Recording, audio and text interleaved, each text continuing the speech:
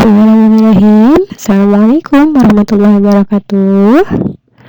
Alhamdulillah, hari ini hari Jumat kita jumpa lagi nih dalam pembelajaran tematiknya, tema 7 subtema 4, kebersamaan di tempat wisata. Semoga anak-anak semua setelah libur panjang tetap dalam keadaan sehat walafiat dan terutama tetap semangat dalam melakukan pembelajaran jarak jauhnya ya, atau belajar dari rumah.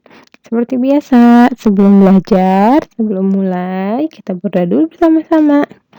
Bismillahirrahmanirrahim. Raditu billahi rabbah wa bil islami dina wa bi muhammadin nabiyya wa rasulah. Rabbi zidni ilman warzuqni fahman. Amin ya rabbal alamin. Bisa dipersiapkan buku-bukunya ya.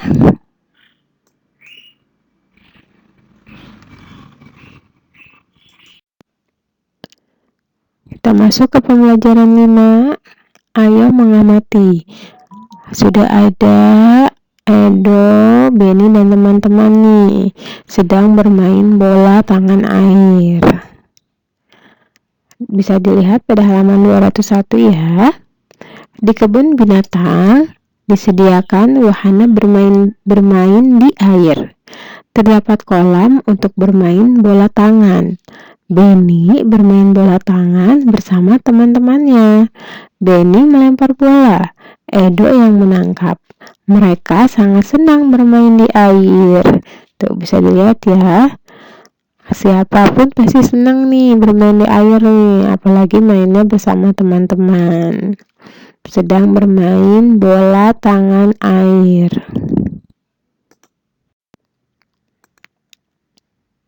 Nah, setelah tadi kita melihat Beni, Udin, dan teman-temannya sedang bermain bola tangan air. Nah, sekarang kita akan mempelajari tentang tempat wisata yang ada di Indonesia. Mengenal tempat wisata. Yang pertama sudah ada Pulau Komodo, ya. Kita baca sama-sama enak ya. Pulau Komodo masuk dalam kawasan Taman Nasional Komodo bersama pulau-pulau lain di sekitar Kepulauan Nusa Tenggara. Pada tahun 1986, UNESCO menetapkan tempat wisata di Indonesia ini sebagai salah satu situs warisan dunia. Pulau ini dianggap sebagai habitat binatang komodo yang wajib dilindungi. Dan sudah ada Pulau Komodo nih yang pertama. Kemudian yang kedua ada Raja Ampat. Raja Ampat menjadi primadona baru di dunia pariwisata Indonesia. Pesona tempat wisata di Indonesia ini mulai banyak dikenal, baik oleh wisatawan domestik maupun mancanegara. Raja Ampat sendiri merupakan kumpulan dari pulau-pulau di ujung Papua. Ada 4 pulau utama di sini, yaitu Waigeo, Misol, Salawati, dan Batanta. Namanya agak-agak aneh ya, Batanta yang terakhir. Nah, ini sudah ada Raja Ampat nih, terdapat di daerah ujung Papua nih ya, Raja Ampat. Selanjutnya ada Candi Borobudur nih. Nah, ini adanya di Pulau Jawa nih, Candi Borobudur, nggak jauh nih. Pasti sudah banyak yang pernah ke Candi Borobudur. Candi Borobudur merupakan kompleks candi Buddha terbesar di dunia. Tempat wisata di Indonesia ini ditetapkan UNESCO sebagai salah satu situs warisan dunia pada tahun 1991. Candi Borobudur sempat terkubur abu vulkanik dari letusan Gunung Merapi, sampai kemudian ditemukan oleh Sir Thomas Stamford Raffles di tahun 1814. Masya Allah ya, ternyata dulu Candi Borobudur ini pernah ketutupan abu vulkaniknya Gunung Merapi. Luar biasa ya kekuasaan Allah ya. Selanjutnya ada Taman Mini Indonesia Indah. Ini baru-baru ini masuk berita nih ya, Taman Mini ya, karena pengelolaannya akan diambil oleh pemerintah. Kita baca.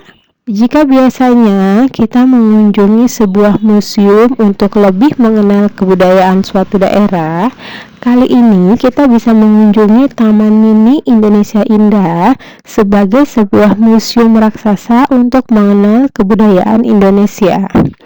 Sesuai dengan namanya, tempat wisata di Indonesia yang digagas oleh Tien Soeharto, ini menjadi tempat untuk melihat kebudayaan Indonesia dalam versi mini.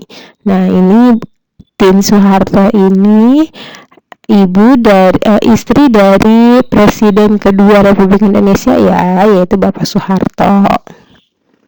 Pasti anak-anak udah banyak yang pergi ke Taman Mini ya. Berikutnya ada Danau Toba di sini. Sumatera Utara mempunyai sebuah danau terbesar di Asia Tenggara yang sudah sangat tersohor hingga ke mancanegara, yaitu Danau Toba. Wah, Masya Allah ya, ternyata luasnya Danau Toba itu terbesar di Asia Tenggara. Ada lagi yang terakhir yaitu Batu Skrit Zoo. Batu Skrit Zoo terletak di Kota Batu, Jawa Timur. Ini kalau nggak salah di Malang ya. Batu Skrit Zoo merupakan kebun binatang modern. Jadi ternyata kebun binatang nggak hanya di Jakarta doang nih, tapi ada juga di daerah Jawa Timur. Selanjutnya kita masuk ke pembelajaran 6. Ayo mengamati, membuat kreasi market kebun binatang. Ini kita ceritanya membuat kebun binatang mini nih. Siti dan teman-temannya membuat market kebun binatang. Mereka dibagi ke dalam beberapa kelompok. Setiap kelompok membuat market kebun binatang. Mereka melengkapi cerita dongeng binatang. Kelompok Siti memilih tempat wisata kebun binatang Surabaya. Ada dongengnya kemarin ya. Siti melengkapi dengan cerita Sura dan Buaya. Itu bisa dilihat kegiatan Udin, Siti dan teman-temannya ya, membuat kreasi market kebun binatang. Selanjutnya ada latihan di sini pada halaman 211. Ini gampang ini ya. Anak-anak hanya memberi tanda centang atau tanda checklist pada gambar yang menunjukkan pecahan dan tanda silang yang tidak sesuai dengan pecahan 1/2, 1/3 atau 1/4. Contoh yang pertama yaitu pecahan 1/2. Anak-anak bisa lihat gambarnya tuh. Pilih gambar mana aja yang menunjukkan pecahan 1/2. Begitu seterusnya ya. Dan dan tugas berikutnya ini, buatlah gambar yang menunjukkan pecahan di samping. Anak-anak diminta untuk membuat gambarnya nih, gambar pecahan 1/2. Nih contohnya seperti ini ya, ada lingkaran kemudian dibagi menjadi 2. Kemudian ada lagi di sini persegi. Nah, ini semua menunjukkan gambar yang menunjukkan pecahan 1/2. Berikutnya, pecahan 1/3 dan 1/4 anak-anak bisa mengerjakan ya.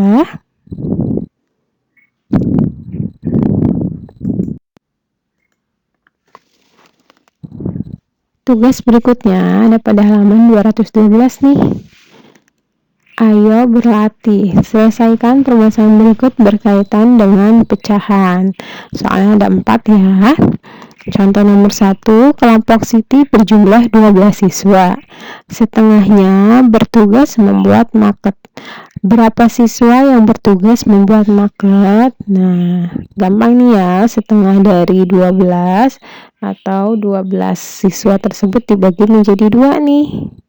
Jadi berapa ya siswa yang bertugas membuat market? Anak-anak bisa menulis, ditulis jawabannya di dalam kotak berwarna biru ya. Demikian materi untuk hari ini. Semoga anak-anak bisa menyimak dengan baik ya nak ya. Jangan lupa tetap semangat selalu. dan untuk kekurangannya Buku minta maaf. Assalamualaikum warahmatullahi wabarakatuh.